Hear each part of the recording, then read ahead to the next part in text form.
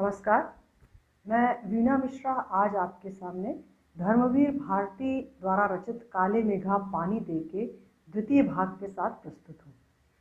पहले भाग में हमने इस पाठ के पेज नंबर 100 और 101 का अध्ययन किया था। पेज नंबर 100 में जहाँ बताया गया था कि गांव में जब बारिश नहीं होती है तो वहाँ के लोग एक लोक प्रचलित विश्वास अर्थात इंद्र सेना पर पानी उड़ेलने की जो प्रथा है उसका अनुकरण करते हैं। इंद्र सेना जिसे मेढक मंडली भी कहा जाता है, और यह बताया गया है कि मेढक मंडली क्यों कहा जाता है, क्योंकि वो बहुत शोर शराबा करती है, उछल कूद करती है और उसमें जो बच्चे होते हैं वो मिट्टी में लोट लगाते हैं। दूसरे पैरा में ये बताया गया है कि जब ये इंद्र सेना आती है तो वो किस तरह से गंगा मैया के जयकारे के साथ गलियों में प्रवेश करती है और किस प्रकार लयबद्ध पंक्तियां गा गा कर मेघों से पानी की गुहार लगाती है। उसके पश्चात लेखक ने यह बताया है कि जब यह इंद्र सेना गलियों में प्रवेश करती है तो लोग अपना संग्रहित पानी जो इस सूखे की स्थिति में वो संग्रह करके रखते हैं, उस पानी को भी वो इस इंद्र सेना पर उड़ेल देते हैं। और लेखक का किशोर मन इसका विरोध करता है क्योंकि उसे लगता है कि ये पानी की बर्बादी है।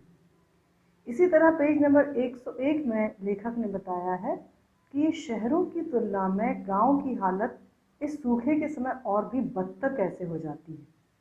वो इसलिए कि गांव की जो संस्कृति है वो पूरी तरह से कृषि पर आधारित होती है, और जब बारिश नहीं होती है तो ज़मीन सूख जाती है, उस पर हल नहीं चल पाता है, जो ढोर ढंगर होते हैं वो प्यास के मारे मरने लगते हैं। तो इस तरह से ऐसी स्थिति में भी लोग पानी की बर्बादी करते हैं और इस इंद्र सेना पर पानी फेंकते हैं। तो यहाँ लेखक इस परंपरा को अंधविश्वास मानता है और उसका मन इसका विरोध करता है, और लेखक का मानना ये है कि हम ऐसे ही अंधविश्वासों के कारण आज पिछड़े हुए हैं और ऐसे ही अंधविश्वासों के चलते हमने अंग्रेज़ों की गुलामी का दंश भी झेला है। तो आइए आज शुरू करते हैं पेज नंबर 102 के दूसरे पैरा से।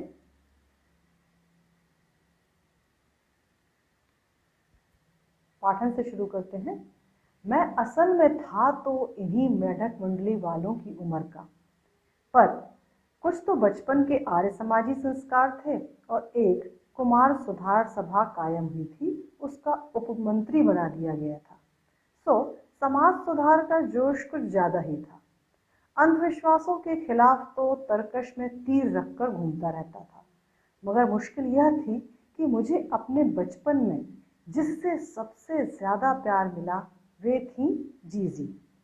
यूं मेरे रिश्ते में कोई नहीं थी, उम्र में मेरी माँ से भी बड़ी थी, पर अपने लड़के बहू सबको छोड़कर उनके प्राण मुझी में बसते थे।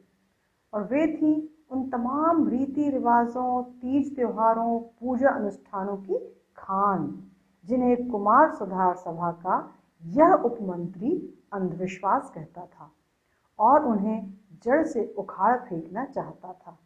पर मुश्किल यह थी कि उनका कोई पूजा विधान, कोई त्योहार अनुष्ठान मेरे बिना पूरा नहीं होता था। दिवाली है तो गोबर और कौड़ियों से गोवर्धन और सतिया बनाने में लगा हूँ। जन्माष्टमी है तो रोज 8 दिन की झांकी तक को सजाने और पंजीरी बांटने में लगा हूँ। हर छठ है तो छोटी रंगीन कुल्हियों में भूजा भर रहा हूँ। किसी में भुना चना, किसी में भुनी मटर, किसी में भुने अरवा चावल, किसी में भुना गेहूं। जीजी यह सब मेरे हाथों से कराती ताकि उसका पुण्य मुझे मिले, केवल मुझे। तो नीचे देखिए आप कुछ शब्द अर्थ दिए हैं और हम पढ़ते पढ़ते उन पर भी नजर डालेंगे। यहाँ लेखक ने शुरुआती जो पंक्तियां हैं उसमें ये बताया है कि लेखक भी उस समय मेढक मंडली वालों की उम्र के ही थे, अर्थात उनकी उम्र भी लगभग 12 से 18 वर्ष के बीच की थी, परंतु इनके संस्कार जो थे वो आर्य समाजी थे और गांव में एक सभा थी, कुमार सुधार सभा। ये उसके उपमंत्री बना दिए गए थे, और उपमंत्री बन गए थे इसलिए इनमें समाज सुधार का बहुत ज़्यादा जोश था, और इसीलिए ये हमेशा अंधविश्वासों का विरोध करने के लिए तैयार रहते थे। यहाँ एक शब्द आया है, तर्कस में तीर रखना, अर्थात हमले के लिए हमेशा तत्पर रहना। तो जो लेखक थे वो अंधविश्वास के खिलाफ हमेशा जागरूकता फैलाने के लिए तैयार रहते थे। और वह मुश्किल बात क्या थी कि बचपन से इनको सबसे ज़्यादा प्यार मिला था जीजी से। जीजी जो रिश्ते में इनकी कुछ नहीं थी, कोई नहीं लगती थी, पर उम्र में इनकी माँ से भी बड़ी थी, और लेखक उनके लिए सब कुछ थे। वो अपने लड़के बहू सबको छोड़ चुकी थी और लेखक को अपना सब कुछ मानती थी। उन पर उनके प्राण बसते थे। प्राण बसना अर्थात लेखक उन्हें बहुत ज़्यादा प्रिय थे, ये एक मुहावरा है। तो लेखक उन्हें प्रिय थे, और प्रिय होने के साथ साथ वो लेखक से अपने सारे जो तीज त्योहार थे उनके कार्य करवाती थी। सारे रीति रिवाज, सारे पूजा अनुष्ठान, ये सब करना उन्हें बहुत पसंद था। इसकी खान थी, अर्थात वो इसकी भंडार थी, और ये सब करना उन्हें बहुत पसंद था। पसंद तो था ही, किंतु वो इसे किससे करवाती थी? लेखक से। उस लेखक से जो इन पूजा पाठ, त्योहार, अनुष्ठान को अंधविश्वास कहता था, और इन अंधविश्वासों को वो इस समाज से उखाड़ फेंकना चाहता था। किंतु फिर भी वो जीजी से प्रेम के कारण, या जीजी का उन पे जो स्नेह था उसके कारण वो सारे काम, सारे रीति रिवाजों को अंजाम देते थे। जैसे यहाँ इन्होंने कुछ त्योहारों का जिक्र किया है। जब दिवाली आती थी तो वे गोबर और कोड़ियों से गोवर्धन बनाते थे, स्वास्तिक बनाते थे, सती अर्थात स्वास्तिक का निशान, स्वास्तिक बनाते थे। साथ ही जब जन्माष्टमी आती थी तो 8 दिन तक उसकी झांकी सजाते थे, और पंजीरी अर्थात जो प्रसाद बनता था, गुड़ और गेहूं के भुने आटे का प्रसाद, पंजीरी कहीं कहीं धनिये की भी बनती है, धना, सूखे धना की, तो वो पंजीरी बांटने का काम करते थे। इसी तरह जब हरछठ का त्यौहार आता था तो छोटी छोटी रंगीन कुल्लियों अर्थात जो मटकियाँ होती हैं उसमें भूजा भरते थे। भूजा अर्थात भुना हुआ अन्न।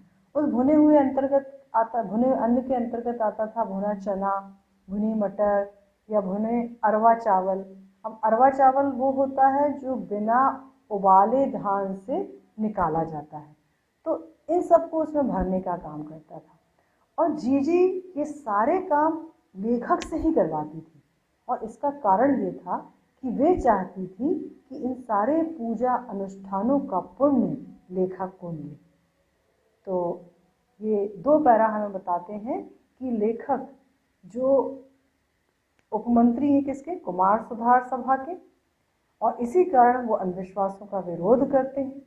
किंतु उन्हें सबसे ज़्यादा जो प्रिय हैं जीजी, वो उनसे वो सारे अंधविश्वास कहें या जिनको पूजा अनुष्ठान या तीज त्योहार, उनकी रस्में वो लेखक से ही करवाते थे, और लेखक उनको करने के लिए बाध्य हो जाता था। वो इसलिए कि जीजी का लेखक पर बहुत ज़्यादा स्नेह था। तो यहाँ उनका जो वैज्ञानिक तर्क है वो कहीं ना कहीं जीजी के स्नेह के आगे छोटा पड़ जाता था, और जीजी का स्नेह या प्रेम जीत जाता था। तो आगे बढ़ते हैं, और इस गद्यांश से संबंधित कुछ प्रश्न हैं, उन्हें देखते हैं। लेखक में कौन से संस्कार थे? आर्य समाजी, इसका उत्तर है। दूसरा प्रश्न है, लेखक किस सभा के उपमंत्री बना दिए गए थे? उत्तर है कुमार सुधार सभा। तीसरा प्रश्न है, लेखक को बचपन से सबसे ज़्यादा प्यार किससे मिला? उत्तर है जीजी से। चौथा प्रश्न है, रिश्ते में जीजी लेखक की क्या लगती थी? तो आपको बहुत से ऑप्शन दिए जा सकते हैं, माँ, बहन, या पड़ोसी, नानी, दादी। तो वो रिश्ते में उनकी कोई नहीं लगती थी। लेखक किन्हें अंधविश्वास मानते थे? रीति रिवाज, पूजा, त्योहार, अनुष्ठान, इन सभी को लेखक अंधविश्वास मानते थे। छठवां प्रश्न है, लेखक अंधविश्वासों को मानने के लिए क्यों विवश होता था? जब वो इन 30 त्योहारों को अंधविश्वास मानता था तो इनको मानने के लिए क्यों विवश होता था, मनाने के लिए?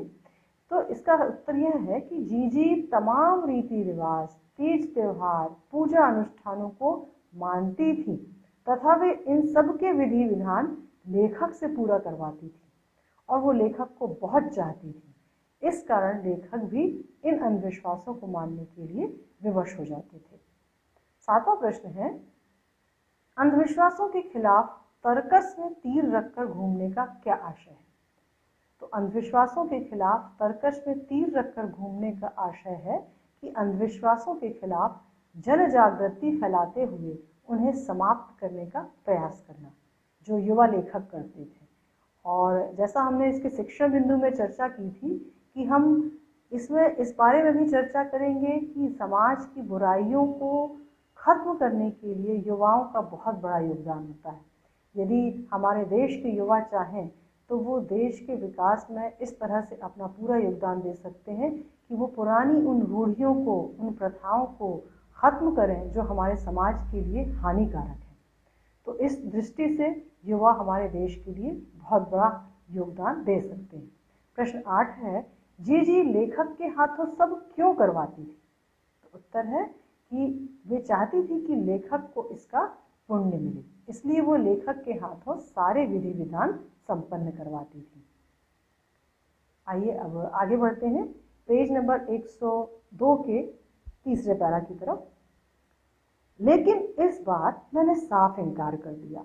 नहीं फेंकना है मुझे बाल्टी भर भर कर पानी इस गंदी मेंढक मंडली पर।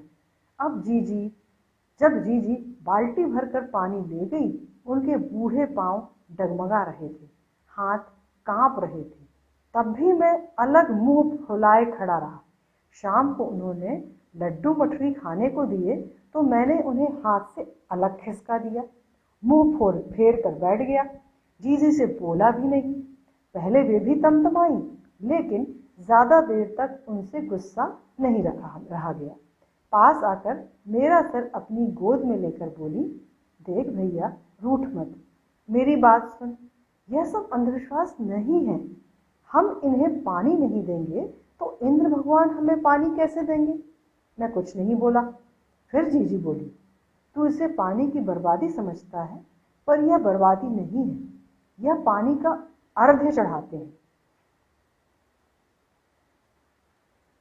यह पानी का अर्घ्य चढ़ाते हैं। तो जीजी, जो चीज मनुष्य पाना चाहता है उसे पहले देगा नहीं तो पाएगा कैसे? इसलिए ऋषि मुनियों ने दान को सबसे ऊंचा स्थान दिया है। तो इस पैरा में लेखक ने ये बताया है कि पहली 4 पंक्तियों में जो लेखक है पानी फेंकने का विरोध कर रहे हैं। तो इस विरोध में उन्होंने क्या किया है? उन्होंने साफ इनकार कर दिया। वे हमेशा अभी तक विवश होकर, अपनी जीजी के प्रेम में विवश होकर, मजबूर होकर इन सारे विश्वासों को, या लेखक की नज़र में जो अंधविश्वास थे, उन्हें मानते चले आ रहे थे। किंतु इस बार उन्होंने ठान लिया कि वो ये ऐसा नहीं करेंगे और उन्होंने साफ इनकार कर दिया कि वो नहीं फेंकेंगे बाल्टी भर भर कर पानी उस मेंढक मंडली पर। तब क्या हुआ? उस समय फिर जीजी स्वयं बाल्टी भरकर पानी ले गई और ऐसा करते हुए उनके जो बूढ़े पांव थे वो डगमगा रहे थे और हाथ भी कांप रहे थे।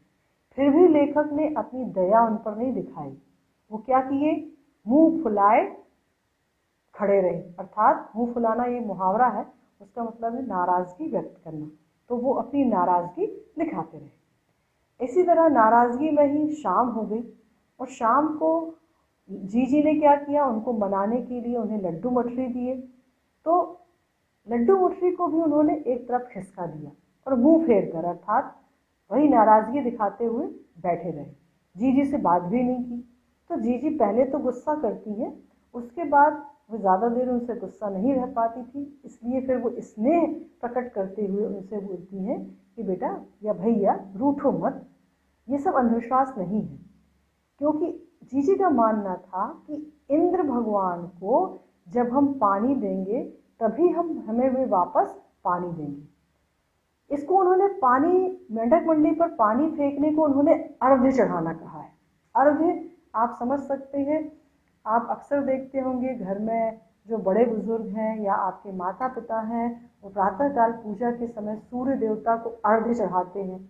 या आपने टीवी सीरियल्स में, फिल्मों में देखा होगा कि जो संत महात्मा हैं या कोई भी नदी में स्नान करके सूर्य देवता को इस तरह से जल चढ़ाते हैं, तो उसे कहते हैं अर्घ्य देना, जल चढ़ाना।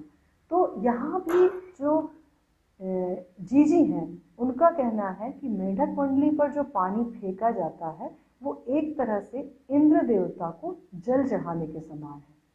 और ये मनुष्य इसलिए करता है क्योंकि जो चीज़ हम ईश्वर से पाना चाहते हैं उसको पहले हमें देना पड़ता है, और जब हम देंगे तभी हमें वो बढ़कर वापस मिलेगा।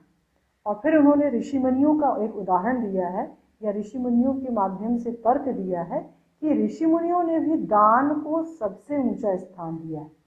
तो यहाँ पे वो जल फेंक कर एक तरह से जल का दान कर रहे हैं, और जब वो इस तरह से जल का दान करेंगे तो उन्हें इंद्र देवता भी प्रसन्न होकर और ज़्यादा पानी देंगे।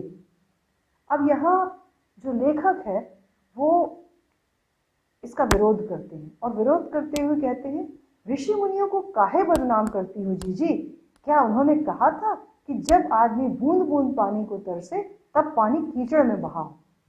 क्योंकि जो लेखक हैं वो आर्य समाजी संस्कार के हैं, साथ ही किशोर सुधार सभा के उपमंत्री भी हैं, तो वो अंधविश्वासों का विरोध करते हैं। तो उन्होंने विरोध करते हुए कहा कि तुम ऋषि मुनियों का नाम लेकर उनको क्यों बदनाम करती हो? उन्होंने ऐसा थोड़ी कहा था कि जब आदमी बूंद बूंद पानी के लिए तरस रहा है उस समय उस मुश्किल से इकट्ठे किए हुए पानी को तुम इन मेंढक मंडली पर चढ़ा दो और कीचड़ में बहा दो। तो इस तरह से कहकर लेखक जीजी की बात का या उनके तर्कों का विरोध प्रकट करते हैं। तो यहाँ हमने देखा कि किस तरह से लेखक ने पानी फेंकने की बात का विरोध किया है, और दूसरी तरफ जो जीजी हैं वो दान का महत्व बता रही हैं कि किस तरह से पानी फेंकना एक तरह से इंद्र देवता को अर्घ्य देना है या दान चढ़ाना है। अब इससे संबंधित कुछ लघु प्रश्न है। लेखक ने किस काम से इनकार किया तथा क्यों? उत्तर है, मेंढक मंडली पर बाल्टी भर पानी डालने से लेखक ने इनकार किया क्योंकि वे इसे पानी की बर्बादी समझते थे और इसे अंधविश्वास मानते थे। प्रश्न 2 है, पानी डालते समय जीजी की क्या हालत थी? जीजी जो एक बुजुर्ग महिला थी, तो पानी डालते समय जीजी के हाथ कांप रहे थे और उनके पांव भी डगमगा रहे थे। तीसरा प्रश्न है, जीजी ने नाराज लेखक से क्या कहा? तो जीजी ने उनकी नाराजगी दूर करने के पहले उनको लड्डू मठरी खाने को दिए, पर लेखक ने जब उन्हें नहीं खाया तो वे थोड़ा सा तमतमाई, अर्थात उन्होंने थोड़ा गुस्सा दिखाया। फिर उन्होंने स्नेह से उनको कहा कि यह अंधविश्वास नहीं है, यदि हम इंद्र को अर्घ्य नहीं चढ़ाएंगे तो भगवान इंद्र हमें पानी कैसे देंगे? तो इस तरह से उन्होंने तर्क दिया है कि ये इंद्र देवता को अर्घ्य जल चढ़ाना है। चौथा प्रश्न है, जीजी ने दान के पक्ष में क्या क्या तर्क दिए? तो यहाँ उन्होंने दान के पक्ष में यहाँ 4 तर्क दिए हैं। यदि हम इंद्र सेना को पानी नहीं देंगे तो इंद्र देवता हमें पानी कैसे देंगे? दूसरा, ये पानी की बर्बादी नहीं है, यह बादलों पर अर्घ्य चढ़ाना है। तीसरा, हम जो पाना चाहते हैं उसे पहले हमें दान देना पड़ता है, तभी वह हमें बढ़कर मिलता है। अर्थात जो जीजी है 1 बाल्टी पानी फेंक रही हैं तो बदले में इंद्र देवता और दुगने चौगने पानी की वर्षा करेंगे। चौथा तर्क उन्होंने दिया है, ऋषि मुनियों ने दान को सबसे ऊंचा स्थान दिया है। तो ये तर्क जीजी ने यहाँ पर प्रस्तुत किए हैं। आइए आगे बढ़ते हैं अगले पैरा की तरफ। पेज नंबर 103, पहला पैरा। कुछ देर चुप रही जीजी, फिर मठरी मेरे मुंह में डालती हुई बोली, देख, बिना त्याग के दान नहीं होता। अगर तेरे पास लाखों करोड़ों रुपए हैं और उसमें से तू 2-4 रुपये किसी को दे दे तो यह क्या त्याग हुआ? त्याग तो वह होता है कि जो चीज़ तेरे पास भी कम है, जिसकी तुझको भी ज़रूरत है, तो अपनी ज़रूरत पीछे रखकर दूसरे के कल्याण के लिए उसे दे तो त्याग तो वह होता है, दान तो वह होता है, उसी का फल मिलता है। फल कुछ नहीं मिलता, सब ढकोसला है। मैंने कहा तो, पर कहीं मेरे तर्कों का किला पस्त होने लगा था, मगर मैं भी जिद पर अड़ा था। तो इस पैरा में जो जीजी हैं उन्होंने दान का त्याग से संबंध बताया है। जैसा हमने शिक्षण बिंदु में पिछले पाठ में ये जाना था कि इस पाठ में हम दान का त्याग से संबंध जानने वाले हैं। अब एक आप उदाहरण देखिए कि यदि आप अपने घर में बहुत बड़ा भोज आयोजित करते हैं और सबको खिलाने के पश्चात आपके घर कुछ खाना बच जाता है, तो आपको लगता है वो खराब हो जाएगा, तो आप उसे गरीबों में बांट देते हैं। तो क्या ये दान होगा? नहीं, बिल्कुल दान नहीं, क्योंकि इसमें आपने कोई त्याग नहीं किया है। आप तो मजबूरीवश बचा खाना खराब ना हो इसलिए आप उसको गरीबों में बंटवा रहे हैं। अब दूसरी स्थिति ये है कि आपके पास मात्र एक दो रोटी है खाने के लिए और आपको बहुत जोर की भूख लगी है, और उसी समय कोई गरीब बच्चा आपकी तरफ कुछ लालायित नज़रों से देख रहा है और आप अपनी भूख की परवाह किए बिना वो दो रोटी उस बच्चे को दे देते हैं। तो वो क्या है? वह है दान। क्यों? क्योंकि उसमें आपका त्याग छुपा है। आपने अपनी भूख की परवाह नहीं की, आपने अपनी भूख का त्याग किया, अपनी इच्छा का त्याग किया और उस बच्चे को रोटी दी। तो यहीं पे जो जीजी हैं वह भी दान का त्याग से संबंध बता रहे हैं। शुरुआत में बताया है लेखक ने कि जीजी इनके मुंह में मछली डालती हैं और इनको मनाने का प्रयास करती हैं और फिर समझाती हैं कि बिना त्याग के दान नहीं होता है। फिर उन्होंने एक उदाहरण दिया है कि यदि तुम्हारे पास लाखों करोड़ रुपए हैं और उसमें से यदि तुम 2-4 रुपए किसी को दे देते हो तो वो त्याग नहीं होता है। त्याग तो तब होता है जब आपके पास कोई ऐसी चीज़ हो जिसकी ज़रूरत आपको बहुत ज़्यादा है, किंतु आप अपनी ज़रूरत को पीछे रखकर दूसरे के कल्याण के लिए उस चीज़ को जब दे देते हैं तो वह दान होता है, क्योंकि उसमें त्याग समाहित होता है और ऐसे ही दान का फल हमको मिल पाता है। चूँकि जो लेखक था वो तो यहाँ विरोध करना चाह रहा था, इसलिए उन्होंने चिल्लाकर बोल दिया कि फल कुछ नहीं मिलता, ये सब ढकोसला है, अर्थात दिखावा है। किंतु लेखक जानते थे कि उनको तर्कों का किला कहीं ना कहीं पस्त हो रहा है, अर्थात जीजी के विश्वास के सामने कहीं ना कहीं लेखक के तर्क हारते जा रहे हैं। फिर भी लेखक दिखाने के लिए अपनी जिद पर अड़े हुए थे। तो देखिए इस तरह में जो जीजी हैं उन्होंने दान को त्याग से जोड़ा है और उसका महत्व बताया है, और कहीं ना कहीं लेखक भी उनके विश्वास के सामने या उनके तर्कों के सामने हारते हुए दिखाई दे रहे हैं। तो आगे इससे संबंधित प्रश्न देखते हैं। जीजी के अनुसार दान के लिए किस भावना की जरूरत है? उत्तर है त्याग की। दूसरा प्रश्न है, यदि तुम्हारे पास लाखों करोड़ों रुपए हैं और उसमें से तुम 2-4 रुपए किसी को देते हो तो यह दान है। यह कथन सत्य है या असत्य? यह सत्य कथन है, क्योंकि ऐसा दान नहीं होता, क्योंकि इसमें त्याग नहीं है। तीसरा प्रश्न है, अपनी ज़रूरत की सीमित वस्तु को दूसरों के कल्याण के लिए दे देना क्या है? तो ये दान है और सच्चा त्याग है। चौथा प्रश्न है, किसके तर्कों का किला पस्त हो रहा था? उत्तर है लेखक, क्योंकि जीजी ने ऐसे तर्क प्रस्तुत किए थे कि उनके समक्ष लेखक के तर्कों का किला पस्त हो रहा था। आगे बढ़ते हैं। पेज नंबर 103 का दूसरा पैराग्राफ है। फिर जीजी बोली, देख तू तो अभी से पढ़ लिख गया है, मैंने तो गांव के मदरसे का मुंह नहीं देखा, पर एक बात देखी है कि अगर 30-40 मन गेहूं उगाना है तो किसान 5-6 सेर अच्छा गेहूं अपने पास से लेकर जमीन में क्यारियां बनाकर फेंक देता है, उसे बुआई कहते हैं। यह जो सूखे में हम अपने घर का पानी इन पर फेंकते हैं, इन अर्थात मेंढक मंडली पर, वह भी बुआई है। यह पानी गली में बोएंगे तो सारे शहर, कस्बा, गांव पर पानी वाले बादलों की फसल आ जाएगी। हम बीज बनाकर पानी देते हैं, फिर काले मेघा से पानी मांगते।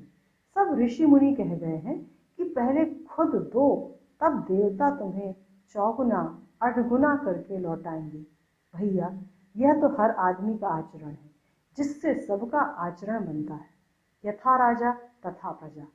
सिर्फ यही सच नहीं है, सच यह भी है कि यथा प्रजा तथा राजा। यही तो गांधी जी महाराज कहते हैं। जीजी का एक लड़का राष्ट्रीय आंदोलन में पुलिस की लाठी खा चुका था। तब से जीजी गांधी महाराज की बात अक्सर करने लगी थी। तो इस पैरा में जो जीजी हैं, उन्होंने उदाहरण के माध्यम से लेखक को समझाने का प्रयास किया है, और उन्होंने उदाहरण दिया है पानी की बुआई का।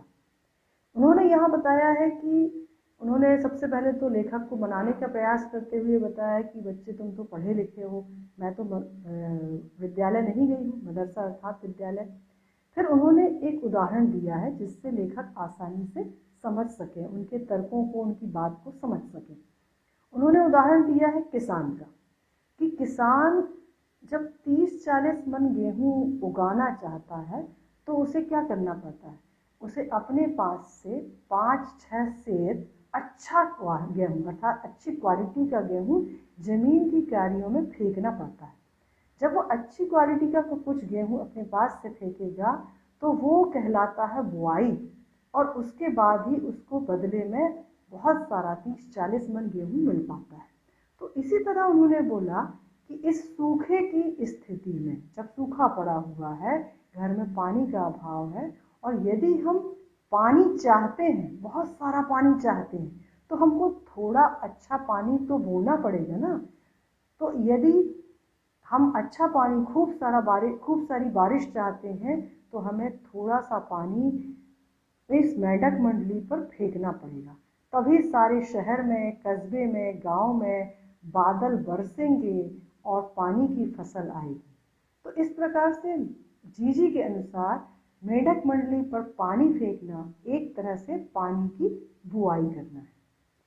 तो आखिरी की जो 4 लाइन है, इसमें देखो उन्होंने कुछ सूक्तियाँ दी हैं कि हर आदमी का आचरण होता है, आचरण यानी व्यवहार, कि यथा राजा तथा प्रजा, अर्थात जैसा राजा होगा वैसी ही प्रजा होगी। सिर्फ ये सच नहीं है, सच ये भी है यथा प्रजा तथा राजा, अर्थात जैसी प्रजा होगी उसी के अनुकूल राजा होगा। यही तो गांधी महाराज कहते थे। अब जो जीजी हैं वो गांधी जी का नाम क्यों लाती हैं? इसलिए लाती हैं क्योंकि उनका एक लड़का राष्ट्रीय आंदोलन में पुलिस की लाठी खा चुका था और वो गांधी जी का समर्थक रहा होगा, इसलिए तब से जीजी गांधी जी के उदाहरण दिया करती हैं। तो यहाँ उन्होंने यथा राजा तथा प्रजा या यथा प्रजा तथा राजा का उदाहरण दिया है कि प्रजा का भी कुछ दायित्व बनता है कि वो भी कुछ करे पाने के लिए, केवल राजा का दायित्व नहीं बनता है। अब देखिए, यहाँ जो लेखक है वो धीरे धीरे इस पाठ के उस अंतिम उद्देश्य की तरफ बढ़ रहे हैं, उस अंतिम शिक्षा बिंदु की तरफ बढ़ रहे हैं जो हमने आपसे पिछले पाठ में चर्चा की थी। वह कौन सा शिक्षा बिंदु है? भ्रष्टाचार। कि देश के विकास में सबसे बड़ी बाधा भ्रष्टाचार है, और जब यह भ्रष्टाचार हट जाएगा तो हमारा देश अवश्य विकास करेगा, और इसे हटाने के लिए हम सबको आगे आना पड़ेगा। इसीलिए यहाँ लेखक ने यथा प्रजा तथा राजा का उदाहरण दिया है कि प्रजा को भी अपने आप में सुधार लाना चाहिए ताकि राजा भी उसके अनुसार चले और फिर देश का विकास हो। ठीक है, तो आइए इसके प्रश्नों पर नजर डालते हैं। पहला प्रश्न है, खेत की बुआई का यह तर्क कौन देता है कि किसान 30-40 मन गेहूं की फसल लेने के लिए 5-6 सेर अच्छा गेहूं अपने पास से खेत की क्यारियां बनाकर डालता है? यह तर्क जीजी देती है। दूसरा प्रश्न है, सूखे के समय हम अपने घर का पानी इंदर सेना पर फेंकते हैं, जीजी के अनुसार ये क्या है? ये एक प्रकार से पानी की बुआई है। तीसरा प्रश्न है, जीजी के लड़के को राष्ट्रीय आंदोलन में भाग लेने के लिए पुलिस की लाठियां खानी पड़ी थी, उसके बाद से जीजी किसकी बात करती है? उसके बाद से जी गांधी जी की बात करती हैं। चौथा प्रश्न है, यथा राजा तथा प्रजा व यथा प्रजा तथा राजा में क्या अंतर है? तो पहली सूक्ति का अर्थ है, राजा के आचरण के अनुसार ही प्रजा का आचरण होना। जैसा राजा होता है वैसा ही प्रजा करती है। दूसरा का आशय है, जिस देश की जनता जैसी होती है वहाँ का राजा भी वैसा ही होता है। अर्थात यदि हम सब भ्रष्टाचार से मुक्त हो जाएंगे तो हमारा जो राजा है, हमारी जो सरकार है, वो भी भ्रष्टाचार से मुक्त हो जाएगी। तो ये काम जनता से ही हमें शुरुआत करनी चाहिए। पांचवा प्रश्न है, पहले खुद दो तब देवता तुम्हें दुगना चौगुना करके लौटाएंगे, यह कौन कहता है? तो देखिए, इंजीजी के अनुसार ये ऋषि मुनि कह गए हैं कि पहले हमें खुद देना चाहिए, तब हमें वापसी में उससे अधिक मिलता है। आइए अब इस पाठ के अंतिम पैराग्राफ की तरफ बढ़ते हैं। इन बातों को आज 50 से ज़्यादा बरस होने को आए, पर ज्यों की त्यों मन पर दर्ज है। कभी कभी कैसे कैसे संदर्भों में ये बातें मन को कचोट जाती हैं। हम आज देश के लिए करते क्या है? मांगे हर क्षेत्र में बड़ी बड़ी हैं, पर त्याग का कहीं नाम निशान नहीं है। अपना स्वार्थ आज एकमात्र लक्ष्य रह गया है। हम चटखारे लेकर इसके या उसके भ्रष्टाचार की बातें करते हैं, पर क्या कभी हमने जांचा है कि अपने स्तर पर, अपने दायरे में हम उसी भ्रष्टाचार के अंग तो नहीं बन रहे हैं? काले मेघा दल के दल उमड़ते हैं, पानी झमाझम बरसता है, पर गगरी फूटी की फूटी रह जाती है, बैल प्यासे के प्यासे रह जाते हैं। आखिर कब बदलेगी यह स्थिति? तो ये जो पैरा है, ये एक तरह से इस पाठ का पूरा सार है। इसमें लेखक ने यह बताने का प्रयास किया है कि हमारे देश में संसाधनों की भरमार है। सरकार पूरा प्रयास करती है कि वो लोगों तक या आम जनता तक पूरी सुविधाएं पहुंचाए, किंतु आम आदमी तक वो सुविधाएं नहीं पहुंच पाती। उनको उन संसाधनों की कमी बनी रहती है। अब यहाँ देखिए, पहली लाइन में लेखक ने बताया है कि इस स्मृति को 50 से ज़्यादा बरस हो चुके हैं, परंतु अभी भी लेखक की यादों में ये ज्यों की त्यों बैठी हुई है। और कभी कभी पता नहीं किन किन संदर्भों से लेखक इनको जोड़कर देख लेता है। जैसे यहाँ पर उन्होंने उसे देश के विकास या देश में जो भ्रष्टाचार व्याप्त है उससे जोड़कर देखा है। उन्होंने बताया है कि आज मांगे हर क्षेत्र में बड़ी बड़ी हैं। ठीक है, जिस तरह से मेघ से हम पानी मांगते हैं, वैसे ही हम सरकार से बहुत सी चीज़ों की मांग रखते हैं, पर त्याग का कहीं नामो निशान नहीं है। मतलब जो प्रजा है या आम नागरिक है, वो सरकार से बड़ी बड़ी मांगे तो करती है, परंतु खुद क्या करती है? क्या खुद अपने कर्तव्य निभाती है? क्या कुछ त्याग करती है? अपना स्वार्थ आज एकमात्र लक्ष्य रह गया है। आज हर मनुष्य, देश का हर नागरिक अपना स्वार्थ पहले देखता है। हम चटकारे लेकर इसके उसके भ्रष्टाचार की बातें करते हैं। अगर आप देख लीजिए, किसी न्यूज़पेपर में यदि कोई भ्रष्टाचार की खबर छप जाए और हम उसे पढ़ लें, तो हम उसे यहाँ वहाँ अवश्य बताएंगे और मज़े ले लेकर, चटकारे लेना अर्थात मज़े ले लेकर उसे सुनाएंगे। पर क्या कभी हमने स्वयं ये जांच करने की कोशिश की है कि क्या हम भी किसी भ्रष्टाचार का अंग तो नहीं बन रहे हैं? वो भ्रष्टाचार छोटा सा भी हो सकता है। कैसे? आप यदि बिजली का बिल पटाने के लिए लाइन में लगे हैं, आप लाइन में खड़े नहीं रहना चाहते हैं, तो आप धीरे से 10 का नोट ज़्यादा देकर सामने वाले को बोलते हैं मेरा भी बिल पटा दे। तो इस तरह से आप छोटा सा ही सही, पर एक भ्रष्टाचार में शामिल तो हो गए। तो कहीं ऐसा तो नहीं कि हम भी उस भ्रष्टाचार के अंग बन रहे हैं? अंतिम 3 लाइन देखिए, काले मेघा दल के दल उमड़ते हैं, पानी झमाझम बरसता है, पर गगरी फूटी की फूटी रह जाती है, बैल प्यासे के प्यासे रह जाते हैं। यहाँ काले मेघा बरसने का आशय है कि सरकार बहुत से संसाधनों की या सुविधाओं की पूर्ति करती है, किंतु गगरी फूटी रह जाती है, अर्थात आम आदमी की ज़रूरतें तब भी पूरी नहीं हो पाती है या उस तक वो चीज़ें नहीं पहुँच पाती हैं। बैल प्यासे के प्यासे रह जाते हैं। अब राशन की दुकान में गरीबों के लिए राशन सरकार ने पहुंचा दिया, परंतु यदि बीच में भ्रष्टाचार के चलते वह राशन गरीबों तक नहीं पहुंचा तो इसमें सरकार की क्या गलती है? ये तो भ्रष्ट व्यवस्था की गलती है। तो वही है कि काले मेघा तो बरस रहे हैं किंतु गगरी फूटी है कि फूटी रह जाती है, अर्थात लोगों तक वो सुविधा नहीं पहुंच पा रही है। आखिर कब बदलेगी यह स्थिति, अर्थात कि यह स्थिति, ये भ्रष्ट शासन व्यवस्था या भ्रष्ट सामाजिक व्यवस्था कब बदल पाएगी? यह लेखक ने यहाँ एक प्रश्न हम सब के सामने रखा है और इसका उत्तर लेखक ने नहीं प्रस्तुत किया है, एक विचारणीय प्रश्न है जो सभी पाठकों के समक्ष खड़ा है। आइए इसके प्रश्न देखते हैं। लेखक की स्मृति की घटना को लगभग कितने वर्ष हो गए? 50 वर्ष। दूसरा प्रश्न है, लेखक ने इंदर सेना की घटना को देश की किस समस्या से जोड़ा है? उत्तर है भ्रष्टाचार। तीसरा प्रश्न है, काले मेघा दल के दल उमड़ते हैं, पानी झमाझम बरसता है, इस पंक्ति से क्या तात्पर्य है? इसका तात्पर्य है सरकार आम जन की सहायता के पूरे प्रयास करती है। चौथा प्रश्न है, गगरी फूटी की फूटी रह जाती है, बैल पियासे के पियासे रह जाते हैं, इस पंक्ति से क्या तात्पर्य है? तो इसका तात्पर्य है आम जन तक सरकारी सहायता नहीं पहुंच पाती है। कुछ अन्य प्रश्न भी यहाँ हमने रखे हैं कि लेखक के मन को क्या बातें कचोटती हैं और क्यों कचोटती है, अर्थात उन्हें तकलीफ देती है, कष्ट पहुंचाती है।